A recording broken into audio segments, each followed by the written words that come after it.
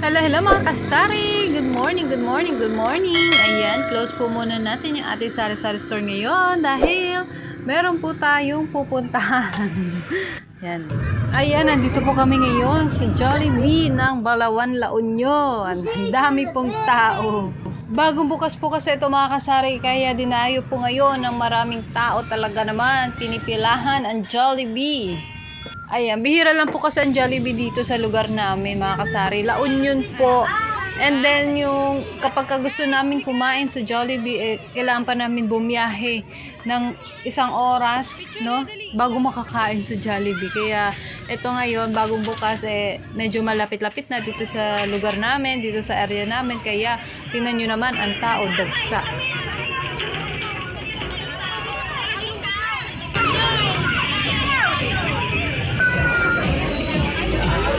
Daming tao.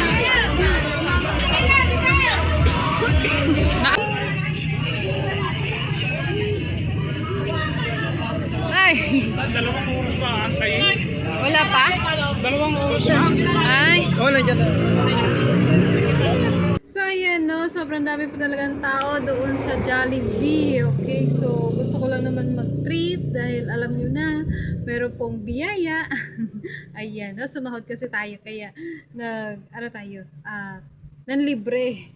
Nagpakain tayo para naman na mas lalo dumami yung blessing na dumating sa atin. Okay, baka naman laki-lakihan din ni yung ating sahod, 'di ba? Ngayon, tinda-tinda naman tayo para meron ulit tayo pambili ng Jollibee. Yan. Charot. No, so, ayun nga po. Talagang din, no? Nagkataon din talaga na bagong bukas yung Jollibee dyan, malapit sa amin. No, kaya natuwa lang ang mga tao dahil meron ng malapit na Jollibee sa lugar nila. Okay?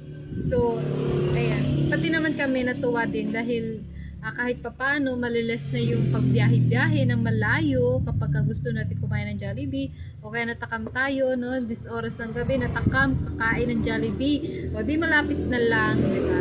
So yun din naman ang ikinaganda na kung ano yung wala sa lugar natin, yun po yung ating itinda, diba? Kasi yung katulad nga yun, no? Walang Jollibee doon sa lugar namin na yun, doon sa bayan, nag-iisa lang yun. Kaya naman, tingnan mo, ang tao, grabe. Diba? So, ayan, yun lang naman. No, sa susunod ulit, kapag sumahod ulit tayo, mag-treat ulit tayo doon sa Jollibee. Kada sahod na lang, every sahod lang tayo makakapag-treat sa Jollibee, hindi pwedeng araw-araw kasi yung kinikita natin dito sa ating sari-sari store, syempre, iniipon din natin para meron din tayong ano yun? Yun nga po. Ilan? So, ayan, no, yung kikitain naman natin dito sa ating sari-sari store, ipunin natin, no, at ibang dagdag natin sa ating mga paninda or ipang-invest natin sa kung ano pa yung mga wala sa atin or kung ano pa yung pwede nating pagkakitaan, ayan, no, so invest natin, okay, so ayan, no, wag puro Jollibee.